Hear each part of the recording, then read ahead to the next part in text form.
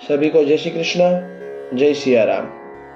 श्रीमद् भगवद गीता अध्याय 3, श्लोक संख्या 4, 5 और 6। न कर्मणामनारम्भान् नैष्कर्म्यं पुरुषोऽश्नुते न च संन्यासनादेव सिद्धिं समधिगच्छति। भगवान कहते हैं, मनुष्य न तो कर्मों का आरंभ किए बिना निष्कर्मता का अनुभव करता है और न कर्मों के त्याग मात्र से सिद्धि को ही प्राप्त होता है।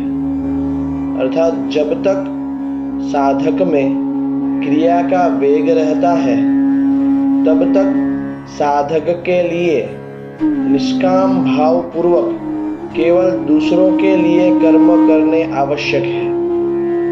दूसरों के हित के लिए कर्म करने से क्रिया का वेग शांत हो जाता है और सभी कर्म अकर्म हो जाते हैं, अर्थात बांधने वाले नहीं रहते। केवल कर्मों का स्वरूप से त्याग करने पर क्रिया का वेग शांत नहीं होता। क्रिया का वेग शांत हुए बिना प्रकृति से संबंध और विच्छेद नहीं होता। प्रकृति से संबंध और विच्छेद हुए बिना सिद्धि की प्राप्ति नहीं होती। नहीं कश्चित् क्षणमपि जातु तिष्ठत्य कर्मकृत् कार्यते ह्यवशः कर्म सर्वः प्रकृतिजैर्गुणैः। भगवान कहते हैं, कोई भी मनुष्य किसी भी अवस्था में क्षण मात्र भी कर्म किए बिना नहीं रह सकता, क्योंकि प्रकृति के परवश हुए सब प्राणियों से प्रकृति जन्य गुण कर्म करवा लेते हैं। अर्थात प्रकृति का विभाग अलग है और स्वरूप का विभाग अलग है। क्रिया मात्र प्रकृति और विभाग में है, स्वरूप अक्रिय है। प्रकृति में श्रम है और स्वरूप में विश्राम है। अतः जब तक प्रकृति के साथ संबंध है तब तक मनुष्य किसी भी अवस्था में क्षण मात्र भी कर्म किए बिना नहीं रह सकता।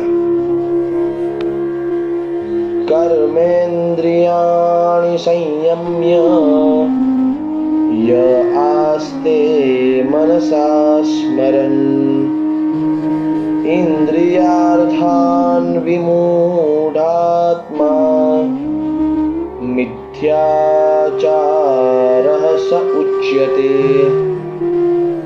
भगवान कहते हैं, जो कर्मेंद्रियों अर्थात संपूर्ण इंद्रियों को हठपूर्वक रोककर मन से इंद्रियों के विषयों का चिंतन करते हुए बैठता है, वह मूढ़ बुद्धि वाला मनुष्य मिथ्याचारी अर्थात मिथ्या आचरण करने वाला कहा जाता है। अर्थात दूसरे अध्याय में भगवान कह चुके हैं कि विषयों का चिंतन करने वाले मनुष्य का पतन हो जाता है। यहाँ लोगों को दिखाने के लिए बाहर से स्थिर होकर बैठने वाले तथा मन से विषयों का चिंतन करने वाले मनुष्य को मिथ्याचारी कहा गया है। वास्तव में भोग बुद्धि से बाहर से भोगने और मन से उनका चिंतन करने में कोई अंतर नहीं है।